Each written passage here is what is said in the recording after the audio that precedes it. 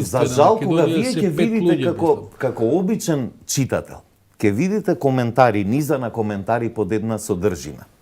И ќе видите дека од 30 коментари, 20-25 се проруски. Како да речеме. Тоа влијае на перцепцијата на читателот.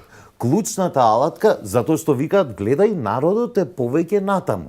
Иако, од тие 30 коментари што се на таа страна, сигурно барем 20-25 се од оркестриран мастер што се вика. Клучната алатка што се употребува е whataboutизмо, тоа што се нарекува а што правиме со. Например, војната во Русија, во Украина се споредува со други војни, нели, го осудувате Путина, зошто не ја осудивте таа и таа војна. Освен тоа, нова алатка што се забележува е да се релативизира она што се вика разобличување на лажни вести.